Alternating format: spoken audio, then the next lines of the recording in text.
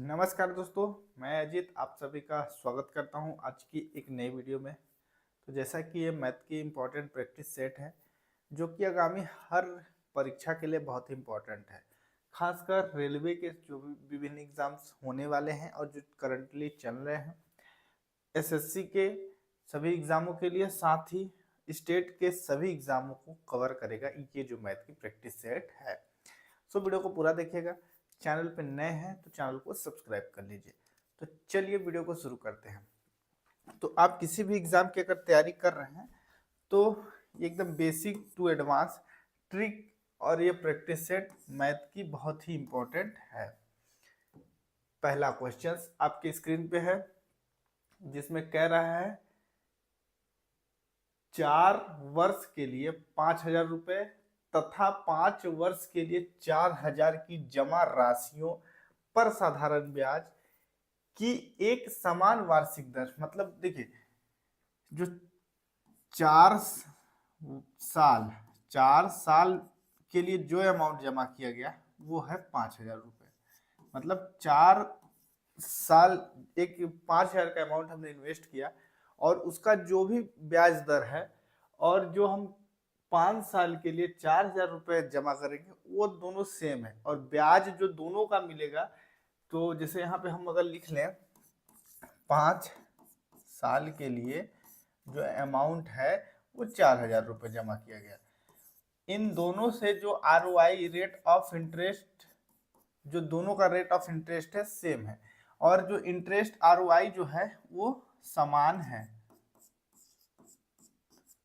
है और जो इनका ब्याज होगा यानी इंटरेस्ट अमाउंट होगा,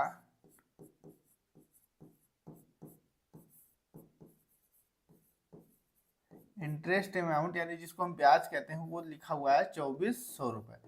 अब हम इसको कैसे सॉल्व करेंगे? तो सबसे पहले क्या करेंगे कि देखिए, ब्याज बराबर जो होता है मूलधन गुणे जो साधारण ब्याज की बात करें तो साधारण ब्याज बराबर होता है सिंपल इंटरेस्ट यानी एसआई बराबर simple interest equal to principal into R O I rate of interest into time. ठीक, हमारे पास है क्या? तो देखिए, अगर हम 4 वर्ष की बात करें, 4 वर्ष के लिए 5,000 पर जो ब्याज होगा तो उसको हम ऐसे लिख सकते हैं 4 यानी 4 साल के लिए। तो इसके लिए अब हम क्या करेंगे कि 5,000 हमारा मूलधन है इंटू करेंगे, ये हमारा यहाँ प्रिंसिपल हो गया। आरओआई हमको ज्ञात करना है रेट ऑफ इंटरेस्ट, तो हम इसको आरओआई ही लिखते हैं रेट ऑफ इंटरेस्ट। और जो टाइम दिया गया है वो है 4 साल, तो ये हम लिखेंगे यहाँ पे 4 इयर्स। चूंकि परसेंटेज है तो नीचे आरओआई के नीचे हम 100 लिखेंगे या इसको x भी लिख सकते हैं। हम इन दो जीरो से इन दो जीरो को काटेंगे, 5 चौको 20, ये हो जाएगा 200 रुपए। तो ये 4 साल में जो ब्याज 500 पे लगा, 5,000 पे लगा, वो 200 रुपए है। अब हम अगला जो है वही चीज सेम इसी पैटर्न में फॉलो करेंगे 5 साल के लिए, 5 साल के लिए। अब इसमें क्या करेंगे कि हमारा जो मूलधन है वो 4,000 रुपए है, तो हम लिखेंगे 4,000 into R O I rate of interest हमको निकालना है डिवाइडेड बाई 100 इंटू 5 ईयर। ये दो जीरो से दो जीरो कटेंगे तब भी यहाँ पे मिल जाएगा 200 रुपए। तो ओवरऑल दोनों का जो ब्याज है वो सेम है और अमाउंट भी सेम ही आया, तो 200 रुपए इधर मिला, 200 रुपए इधर मिला। अब हम क्या करेंगे कि टोटल हमको इंटरेस्ट जो मिला ओवरऑल इन दोनों को अगर हम प्लस कर देंगे तो हमको मिला है 400 रुपए, लेकिन प्रश्न में दिया कितना है? ओवरऑल 2,400 रुपए। तो हम क्या करेंगे, 2,400 को ऊपर रखेंगे और नीचे में रखेंगे 400 और इसको काट देंगे। 4 एक कम 4, 4 छंग 24, 6% जो इसका वार्षिक ब्याज दर है। तो इस तरीके से आप इस ऐसे क्वेश्चंस को आसानी से सॉल्व कर सकते हैं। अगला क्वेश्चन, 14 सेंटीमीटर त्रिज्या वाले एक वृत्त की परिधि में वृद्धि 14 सेंटीमीटर त्रिज्या वाले एक वृत्त की परिधि में वृद्धि ज्ञात कीजिए। यदि त्रिज्या में 4 सेंटीमीटर की वृद्धि की जाती है तो पाई का जो मान है हमको यहाँ पे 22/7 रखना है। अब देखिए, वृत्त की त्रिज्या यानी आर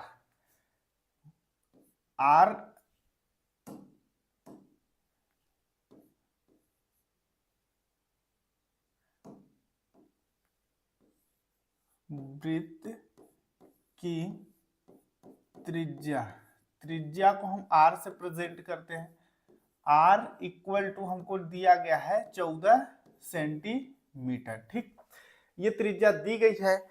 अब जो त्रिज्या में वृद्धि हो रही है प्रारंभिक त्रिज्या में, तो इसको हम कैपिटल आर मानेंगे। तो स्मॉल आर यानी आर प्लस जो वृद्धि है, तो हम इसको इस तरीके से लिख सकते हैं 14 + 7, मतलब ओवरऑल 21 सेंटीमीटर यहाँ पे जो त्रिज्या हो चुकी है। तो अब आगे हम क्या करेंगे, वृत्त की परिधि बराबर होता है वृत्त की परिधि बराबर होता है 2πr। ये फॉर्मूला होता है दोस्तों। अब देखिए, प्रारंभ में वृत्त की त्रिज्या जो है, प्रारंभ में वृत्त की त्रिज्या के लिए हम जो प्रारंभ में यानी स्टार्टिंग में, प्रारंभ में वृत्त की त्रिज्या, इसको हम लिखेंगे small R, R equal to 2πr small R, ये सॉरी ये सी यहाँ। उसके बाद हम अंत में वृत्त की त्रिज्या, लास्ट में वृत्त की जो त्रिज्या होगी उसको हम 2π कैपिटल आर लिखेंगे। अब हम क्या करेंगे कि इसका वैल्यू रखेंगे। ठीक है, तो 2πr हमको क्या निकालना है, वृत्त की परिधि में हुई वृद्धि, वृत्त की परिधि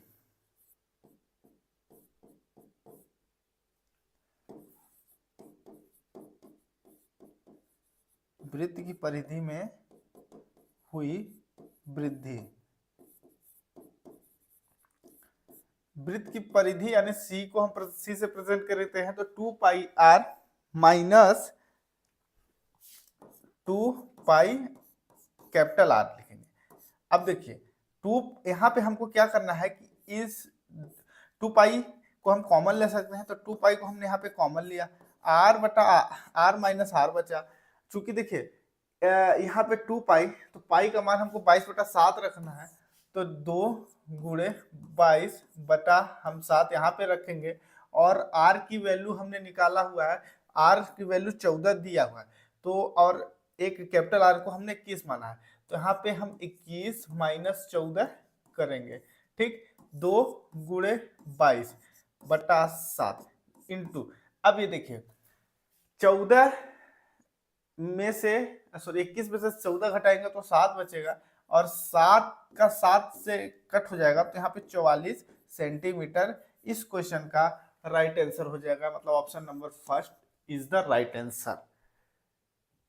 अगला क्वेश्चन, निम्नलिखित में से कौन सा भिन्न 3/5 तथा 7/8 के बीच पड़ता है। ये ऑप्शंस है, ये दो, जैसे 3/3/5 ये दिया है और 7/8 दिया गया है, इनके मध्य कौन सा आएगा। अब देखिए, अगर हम बात करें इनके मध्य का डिफरेंट, 3 से 5 के मध्य का डिफरेंट अगर आप देखिएगा तो यहाँ पे हमको डिफरेंट देखने को मिलेगा 2 का, और 7 से 8 के मध्य का डिफरेंट देखेंगे अगर आप, तो यहाँ पे मिलेगा 1 का। ठीक, तो हम इसके अनुसार चलेंगे, तो 3 के बाद 5 है, मतलब 2 का अंतर है, तो अब देखिए 2 का अंतर अगर हम करें तो ये 4/7 करेंगे तो ये हो जाएगा 3 का अंतर, तो ऑप्शन नंबर 4 नहीं होगा। 12/2 होगा नहीं, क्योंकि ये आगे होता तो होने की प्रायोरिटी होती है। 8/9 अंतर 1 का है, लेकिन 3 के बाद लॉन्ग जंप है, तो ये भी नहीं होगा। Option number 2 is the right answer, क्योंकि 6/7 हम अगर लिखेंगे और 3/5 हमको दिया गया है और 7/8 हमको दिया गया है। अब देखिएगा, अगर आप ऐसे देखें तो 5 में 1 प्लस हुआ और इधर 2 प्लस हुआ, ठीक। 3 में 4 प्लस हुआ और इंटू 1 हुआ। इस अकॉर्डिंग आप इसको चेक कर सकते हैं। अगला क्वेश्चन, मूल्यांकन कीजिए साइन 30 डिग्री बटा cos 45 degree into sine 45 into cos 30 degree का जो वैल्यू आएगी। अगर हम इस क्वेश्चन की बात करें तो हम इसको sine 30 into sine 45 divided by cos 45 into cos 30 लिख सकते हैं, क्योंकि हमने आपस में इनका इंटू कर दिया। अब देखिए साइन 30 की अगर हम बात करें, साइन 30 डिग्री का मान होता है 1/2। साइन 30 डिग्री बराबर 1/2। साइन 30 का मान होता है 1/2 और साइन 45 का मान होता है 1/√2। साइन 45 डिग्री इक्वल टू 1/√2, ये साइन का हो गया। और cos 45 या cos 30 की बात करें, cos 30 का मान होता है, cos 30 का मान होता है 1 रूट में 3/2। cos 30 का मान होता है रूट में 3/2 और cos 45 का मान होता है सेम होता है 1/√2। यही चीज हमको वहां पे पुट करना है। हम यहाँ पे वैल्यू को पुट करेंगे तो देखिए साइन 30 का मान मतलब 1/2 इंटू साइन 45 का मतलब 1/√2 बटे में डिवाइड में करेंगे cos 30 मतलब cos 30 और cos 45, तो cos 45 का मतलब 1/√2 और cos तो इंटू करेंगे √3/2। ये हो गया। पहले हम इनका आपस में इतना इधर इंटू कर लेते हैं इनका, तो इधर जब हम इंटू करेंगे तो 1/2√2 मिलेगा और जब इसका इसमें इंटू करेंगे तो √3/2√2 मिल जाएगा। ये दोनों आपस में कट जाएंगे, यहाँ पे बन जाएगा 1/√3। 1/√3 का मतलब ऑप्शन नंबर तीसरा या थर्ड नंबर ऑप्शन इस क्वेश्चन का राइट आंसर हो जाएगा। अगला क्वेश्चन, यदि एक संख्या के 3/5 का 2/3 42 है तो उस संख्या का 1/3 ज्ञात कीजिए। लेट्स सपोज दैट, माना यहाँ पे माना वह संख्या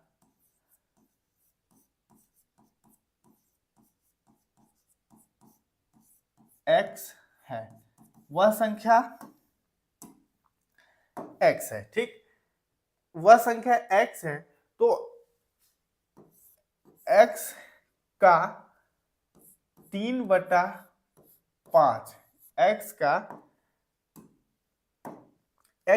3/5 का 2/3 जो है वो 42 के बराबर है, ठीक है। ये 3 से 3 तो कट गया, ठीक। यहाँ पे हो जाएगा 2x/5 या इसको हम ऐसे भी कर सकते हैं, देखिए 2/5 इंटू एक्स इक्वल टू 42, इतना किया। x को इधर ही छोड़ेंगे और 42 और ये जो 2/5 है जस्ट बराबर के उधर जाएगा, तो ये संख्याएं आपस में पलट जाएंगे, क्योंकि ये भाग में है तो ऊपर में 5 चला जाएगा और नीचे में 2 आ जाएगा, ठीक। x इक्वल टू 2 1 कम 2, 2 दूना 4, 2 1 कम 2, 21 इंटू 5, ठीक। x बराबर 5 1 कम 5 को 5 5 दूना 10, 105 हमको x की वैल्यू मिल गई। x की वैल्यू मतलब वह संख्या हमको मिल गई 105 है, वह संख्या 105 है, तो उस संख्या का 1/3 ज्ञात कीजिए। एक वह संख्या x की वैल्यू हमको 105 मिल गई, यानी 105 वह संख्या है, वह संख्या है जिसका हमने वैल्यू निकाला है। तो 105 का 1/3 मतलब 1/3, ठीक, हमको निकालना है। अब हम इसको काट देंगे, 3 तिकाई 9 मतलब हमारा 3 से कटेगा, तो 3 तिकाई 9, 3 पचे 15 मतलब 35, 35 का मतलब ऑप्शन नंबर सेकेंड इस क्वेश्चन का राइट आंसर हो जाएगा। इस तरीके से बहुत ही बेसिक तरीके से आप बहुत ही आराम से इस तरीके के क्वेश्चंस को सॉल्व कर सकते हैं। देन अगला क्वेश्चन, निम्नलिखित आंकड़ों का बहुलक ज्ञात करना है। देखिए बहुलक एक ऐसा शब्द है जो प्रश्न में बहुत कंफ्यूज करता है। तो बहुलक का बहुत ही बेसिक कॉन्सेप्ट अगर माने तो बहुलक मतलब बहुत ज्यादा, प्रश्न में जो संख्या बहुत ज्यादा रिपीट हुई है वही उस चीज की बहुलक है। जैसे देखिए अगर हम 100 की बात करें तो 100 एक जगह पे है, 1, 200, 300, तो 100 जो दिया गया है वो अपने आप में 3 बार आया है, 100 मतलब 3 बार आया है। अब 90 की बात करें, 90 एक, यहाँ पे हम 90 करेंगे, उसका इंटू करेंगे, 90 फिर 2 मतलब 90 2 बार आया है, 90 और 100 हो गया। फिर उसके बाद अगर चले 110, 110 1, 2, तो 110 जो है ये भी 2 बार आया है, 110 हो गया। 110 के बाद 120 आएगा तो 120, 120 इंटू 1, 2, 3, 4, तो ये आया है 4 बार। 110 के बाद 120 हुआ, 120 के बाद 130 आएगा तो 130 एक, तो 130 एक बार आया है। 130 के बाद 140 एक बार और 140 दो बार, तो 140 जो है ये 2 बार आया। इसमें सबसे ज्यादा आया क्या है तो 120 आया है जो कि 4 बार आया है, और 120 इस क्वेश्चन का राइट आंसर है, ऑप्शन नंबर 2 इस क्वेश्चन का राइट आंसर है, मतलब बहुलक जो है इस क्वेश्चन का ऑप्शन नंबर सेकेंड हो जाएगा, 120 है। इस तरीके से आप या जिस भी तरीके से आप काउंट कर सकते हैं वो आपका तरीका बहुत ही बेस्ट और सुटेबल होगा।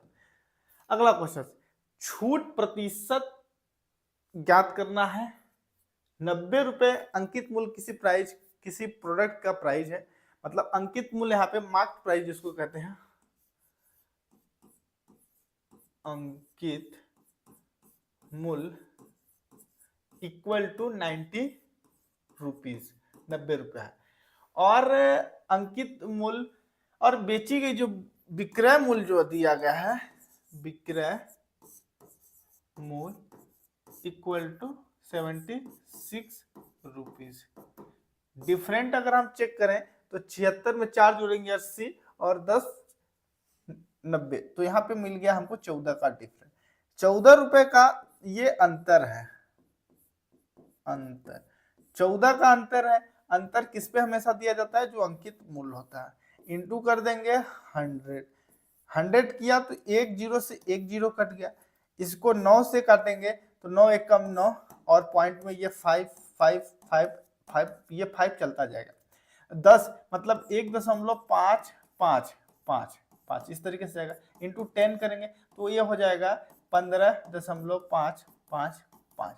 चूंकि दो अंकों के बाद हम अगर 4 से बड़ी संख्या है तो हम 1 प्लस कर देते हैं, तो ये हो जाएगा 15.56%। ऑप्शन नंबर सेकेंड इस क्वेश्चन का राइट आंसर है।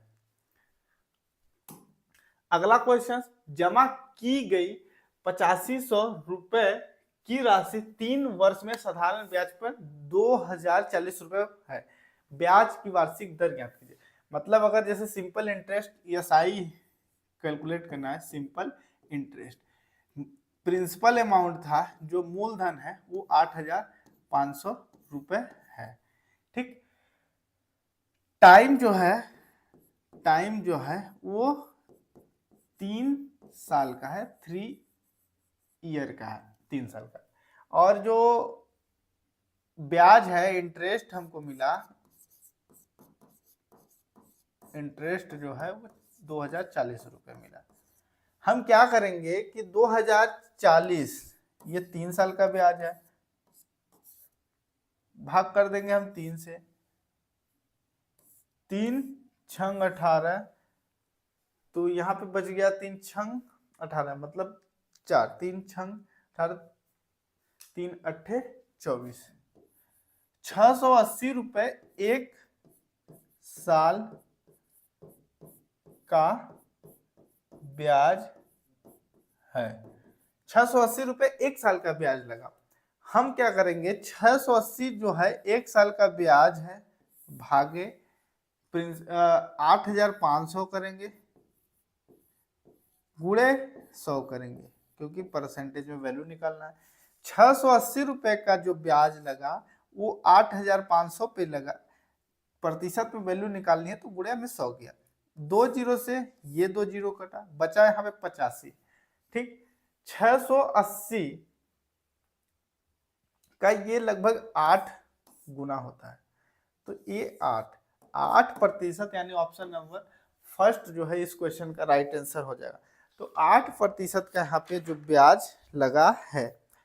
देन अगला क्वेश्चन आपके सामने कुछ इस तरीके से, दो धनात्मक पूर्णांकों का योग 42 है। दो धनात्मक पूर्णांकों का योग मतलब माना वह धनात्मक पूर्णांक x और y है, इनका जो योग है 42 है, उन्हीं का अंतर 4 है, x माइनस वाई बराबर डिफरेंट 4 आ गया। इसको हम क्या करेंगे, पाइथागोरस विलोपन विधि आपने सुना होगा, उसके अकॉर्डिंग चलेंगे।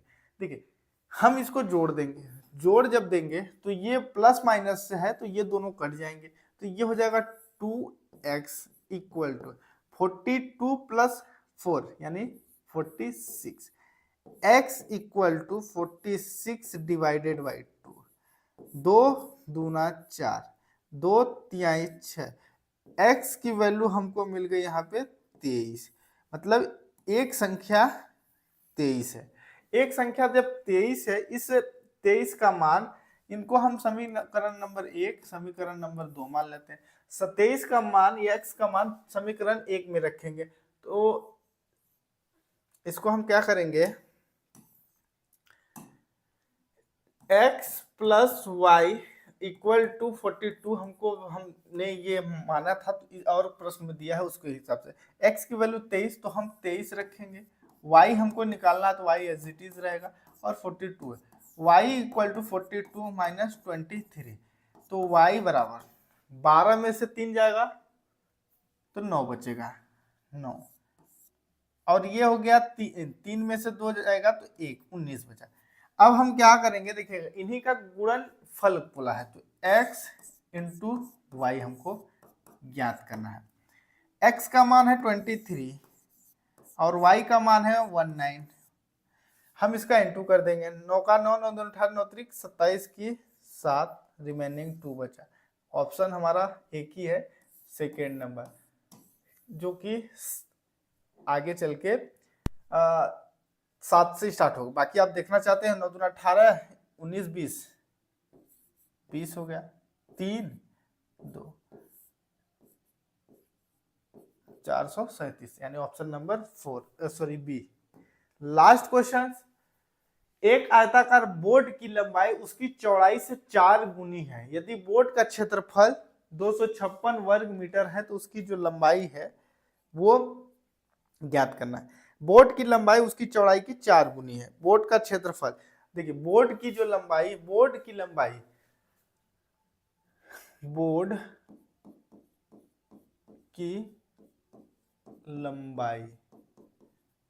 उसकी